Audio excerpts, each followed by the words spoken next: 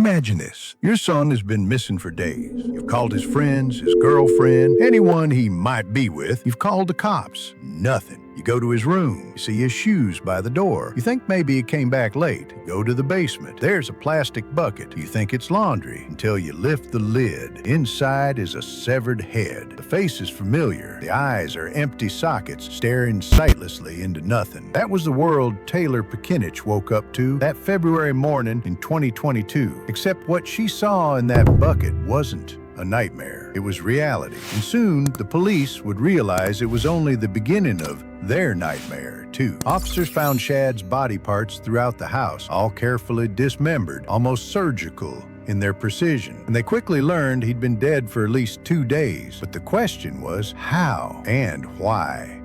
Investigators began searching for answers in the one place they knew Taylor had been. The couple had a turbulent relationship, but when officers got to her friend's house, they weren't looking for a struggle. They were looking for evidence. What they found was Taylor sitting calmly on the couch, a blood-covered hoodie at her feet. She didn't resist arrest. She didn't even seem surprised. She simply got up, stretched, and told the officers she had something to say. It wasn't a confession. Not exactly. But what followed was one of the strangest things the police had ever heard. And because this happened before Taylor was formally charged, it wasn't technically hearsay.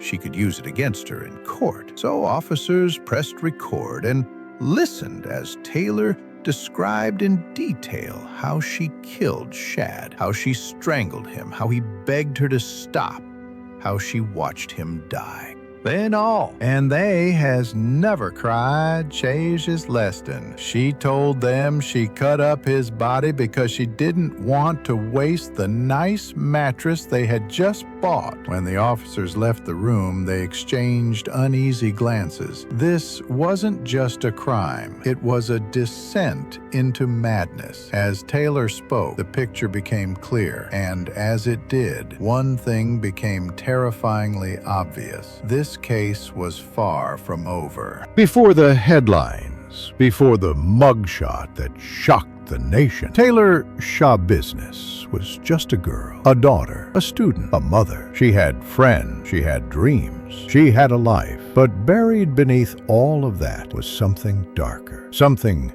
waiting to surface. Taylor Denise Schabusiness was born in 1998. In the state of Wisconsin, raised in the shadows of domestic instability. Her early life was far from stable. Some who knew her back then described her as quiet, a little off, but not dangerous. Others remembered mood swings, bursts of aggression, a strange fascination with pain. There isn't much public documentation about her childhood, but from what's known, one thing is clear. Taylor did not come from a picture-perfect home. There were whispers of drug use, of neglect, maybe even abuse. And from a young age, Taylor learned how to survive by fighting or by running. At school, she was often alone. She smiled in selfies and posted love quotes on social media. But behind the digital mask was a different story, a girl unraveling. By the time she reached her late teens, Taylor had already fallen deep into addiction.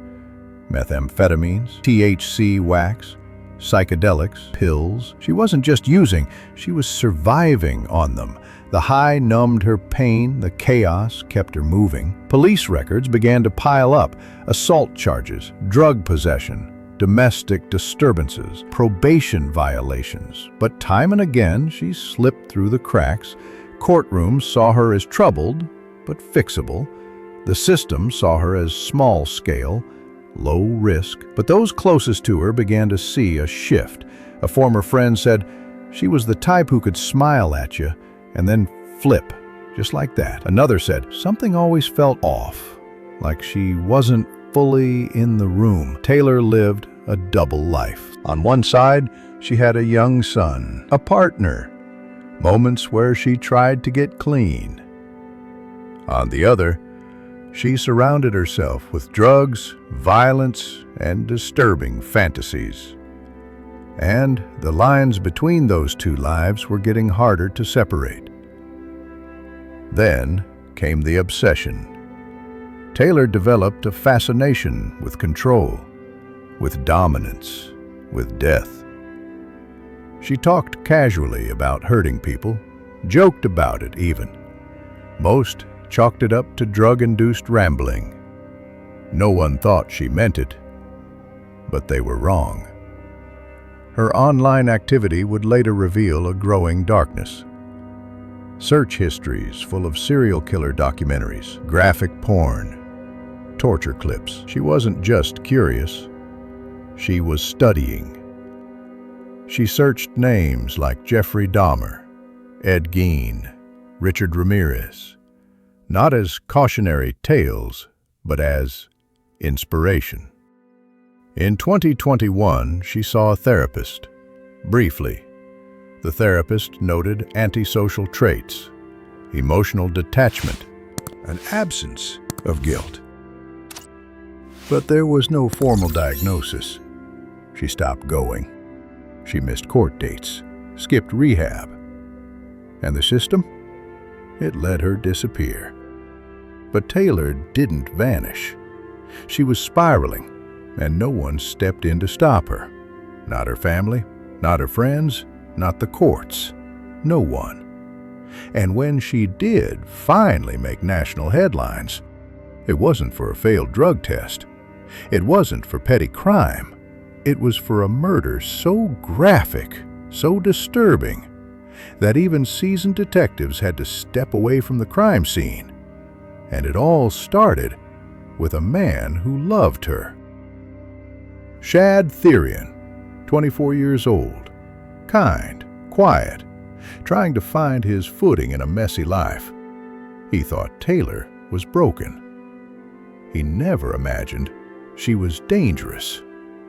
But Taylor's Schabusiness wasn't just broken. She was splintered, beyond repair, and soon the entire world would see what happens when someone like that finally snaps.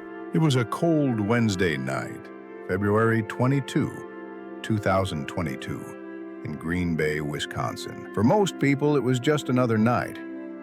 Fingered none. It would be the last night of his life. And for Taylor Schabusiness, it would be the night she crossed a line that could never be uncrossed. Shad and Taylor had a complicated history. They weren't officially a couple anymore, but they couldn't seem to stay apart. Addiction bound them. Familiarity kept them circling back. That evening, Taylor picked him up and brought him back to his mother's house. He let her in through the side door. They walked down to the basement together, the same basement where he often stayed. Down there, hidden beneath the floorboards of a modest family home, everything unraveled. Taylor had brought drugs, methamphetamines, THC wax, and other substances police never fully identified. They smoked a lot. They got high, really high. According to her own confession, Taylor was in what she called a good mood. Shad was calm, laid back, trusting. Then, things got physical. They began to have sex. Taylor said it was rough, violent even. She claimed it was consensual, claimed it wasn't the first time they did things that were extreme. But something was different this time. Taylor brought out a metal chain leash, the kind used for a dog. She wrapped it around Shad's neck. At first, it was part of the game. But then, she didn't stop. She pulled the chain tighter, sat on top of him, watched his face turn red, then purple. She said he didn't fight back, or maybe he couldn't. She told police later that she liked it, that it felt powerful, that it gave her a sense of control she hadn't felt in years. When his body stopped twitching, when his lips turned cold, she knew he was gone. But what she did next, no one could have imagined. Taylor walked upstairs and retrieved a knife. A kitchen knife. Not a weapon, just something lying in a drawer. She came back down and began cutting him apart. Slowly, carefully, methodically. His head was severed first. She placed it in a black plastic bucket next to the bed, then his arms, then his legs. She used cleaning products to try to wipe up the blood, but there was too much. It soaked into the mattress, into the carpet, into the walls. At some point, she retrieved a bread knife, believing it would help with the bones. She laughed later as she recounted how difficult it was to saw through. Shad's genitals were placed into a cooking pot, a crock pot, along with some internal organs. No one knows exactly why. Hours passed. Taylor smoked more meth, sat in the blood-stained basement. In her words, she lost track of time. At some point, she gathered a few body parts, placed them in bags, and walked out the door. She left behind the head, left behind the torso, left behind the mess. She also accidentally left something else, her keys. In her later jail call, she joked about it, called herself dumb for forgetting them in the bucket, like it was an afterthought, like it was funny. Taylor then walked several blocks to a friend's house, still wearing blood-soaked clothes, still high, still carrying some of Shad's remains in a bag. She asked to crash on the couch, and then she fell asleep, as if nothing had happened. No guilt, no fear, no panic. Meanwhile, back at the house, Shad's mother, Tara, was waking up. She went to the basement, looking for her son. She saw the bucket, thought it was garbage, until she opened it and found her son's head. In that moment, her world shattered. She ran upstairs, screamed, called 911. The 911 call came in just after 3 a.m. A woman, terrified, trembling, told dispatchers there was a head in a bucket in her basement. It wasn't a prank. It wasn't a hallucination. She knew that face. It was her son. Within minutes, officers from the Green Bay Police Department swarmed the quiet neighborhood on Stony Brook Lane. They expected a mental health crisis, maybe a mistake, but what they found was far worse than anything they had prepared for. The basement was dim, damp, cold. The smell hit them first, a mix of bleach, decay, and blood. And then they saw it, a black bucket, partially covered. Inside, Shad Thyrion's severed head, eyes closed, mouth slightly open. Next to it, body parts, more than one. On the floor, knives, cleaning supplies, bloody towels. The mattress was soaked through. There were drag marks, splashes of red along the wall. It looked like something from a horror film. One officer, a veteran with over 2 decades on the force, later admitted, "I had to step outside. I've never done that before. Never." It wasn't just the violence, it was the intimacy of it, the sheer lack of humanity. They quickly realized who had been there last. Taylor Schabusiness. Her name wasn't unfamiliar. Officers had interacted with her before, drug complaints, erratic behavior, probation issues. But this was different. They put out a bolo, be on the lookout, across the county. And within hours, they found her at a friend's house, passed out, still wearing blood-stained clothes. In the car parked outside were more body parts, in a bag, stuffed beside dirty laundry and fast food wrappers, like they meant nothing. Officers approached slowly. Taylor didn't resist.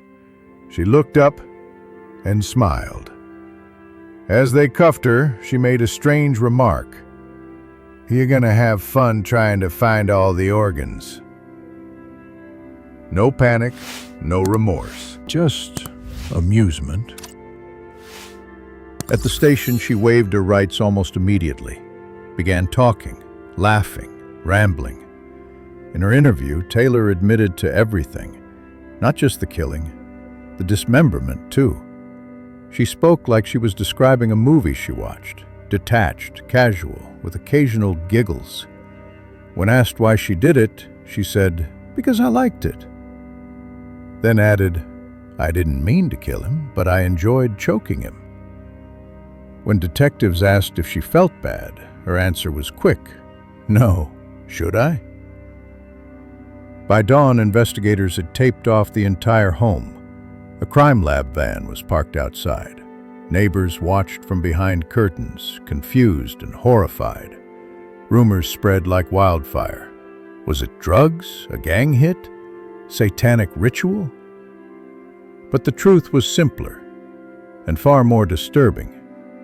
A young man had trusted someone with a history of instability, and he paid the price. No one could have known that Taylor Schabusiness was capable of this, or maybe some did, and just looked the other way.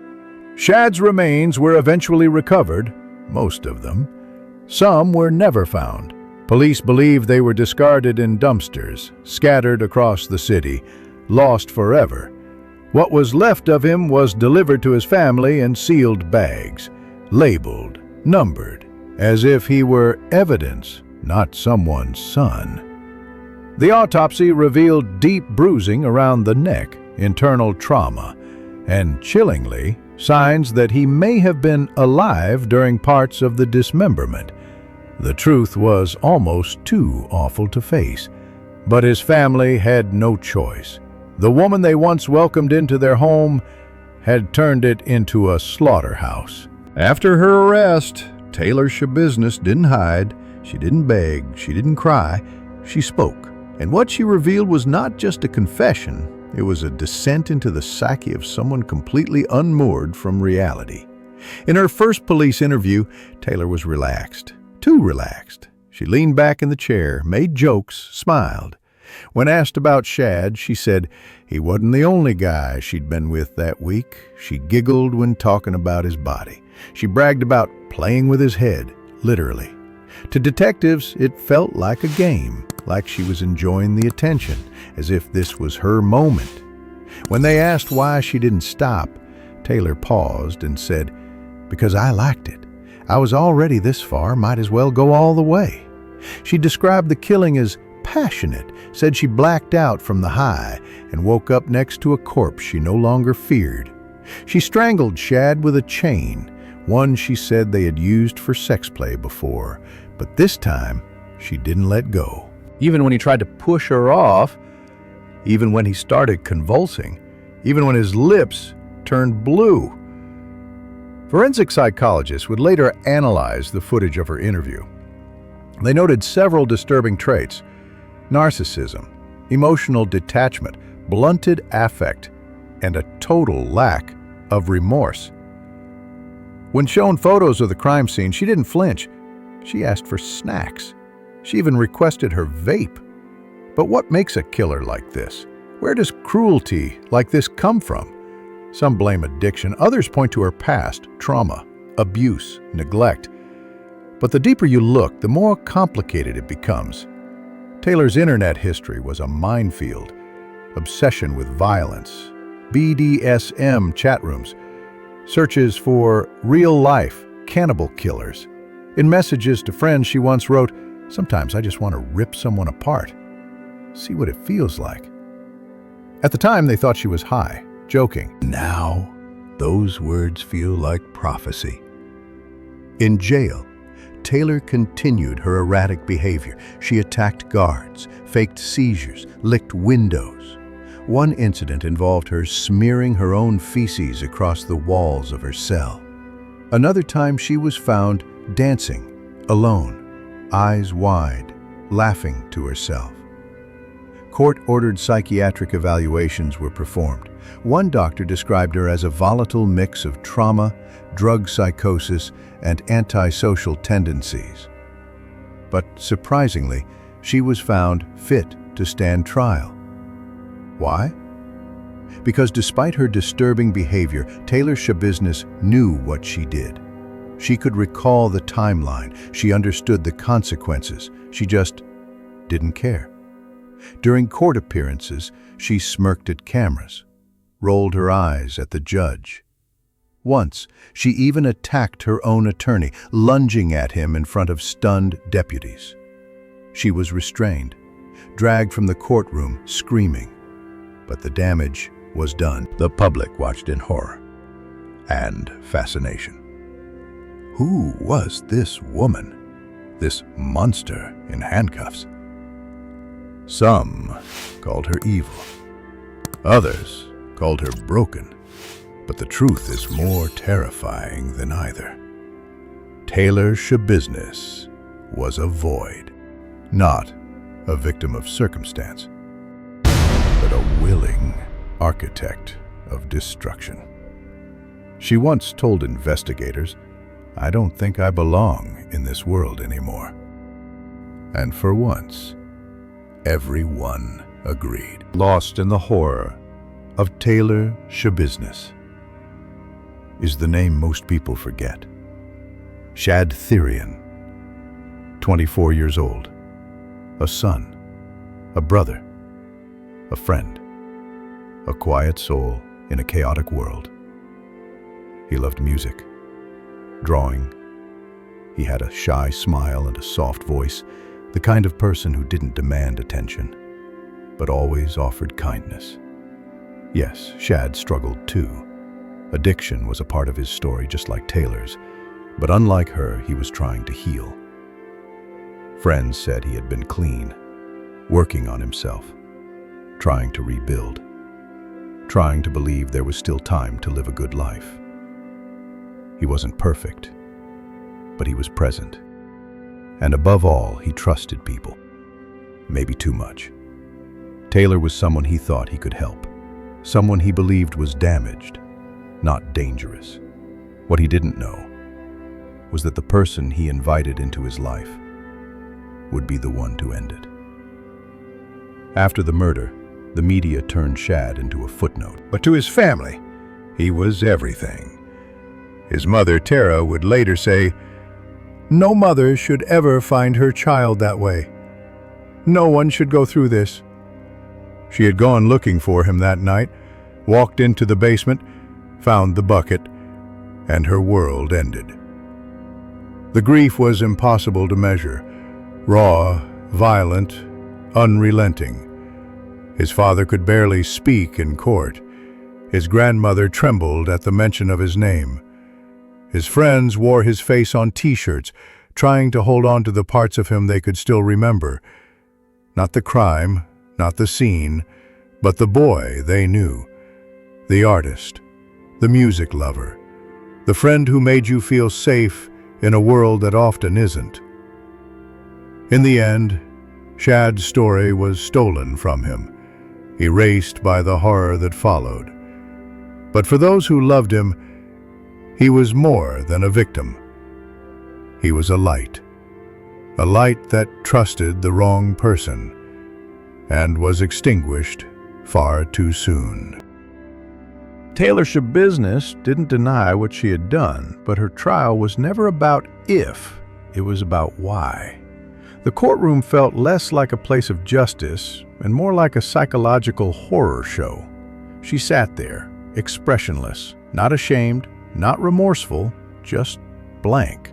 Her defense argued insanity, that she was under the influence, detached from reality, that what happened in that basement wasn't murder, it was psychosis. But prosecutors saw it differently. They saw intent, brutality, a woman who didn't lose control, but embraced it. The jury heard it all, the dismemberment, the sexual violence, the calm, chilling confession. And then they watched her lash out. Mid-trial, she attacked her own attorney. Right there in the courtroom, the mask dropped, and the jury saw what lurked beneath. Justice, maybe, but closure, that's harder to come by. Shad's family sat silent as the verdict was read. No celebration, just pain that would never leave them. Because while Taylor Schabusiness would be locked away, their son was gone forever. Trial was over. The cameras packed up. The headlines faded. But for the people left behind, nothing was over. Shad Thyrion's family was shattered. His mother, who discovered what remained of her son, now carried a trauma beyond words. His friends struggled to make sense of what had happened, how someone so gentle could meet such a violent end. And the community of Green Bay was left haunted. This wasn't just a murder. It was a rupture in the fabric of safety, a reminder that evil can hide in plain sight. In prison, Taylor Schabusiness remained defiant. No public apologies, no remorse, only strange, erratic statements and a cold, vacant stare. Some still debated whether she was mentally ill. Others called her pure evil. But the truth is, labels didn't matter anymore.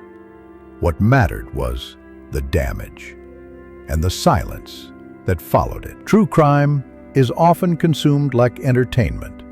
A story, a headline, a shock. But behind every crime are real people, real loss, and scars that never fully heal. Taylor Schabusiness became a name people remembered, not for who she was, but for what she did. And Shad Thyrion, he became a victim twice.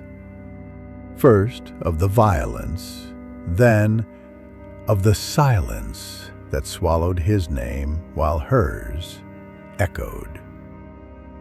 This case reminds us, not all monsters look like monsters. Some smile, some promise love, some walk right past you on the street. Until one day, they don't walk away, they destroy. Remember his name, Shad Thyrion. He wasn't a headline, he was a son, a friend, a human being.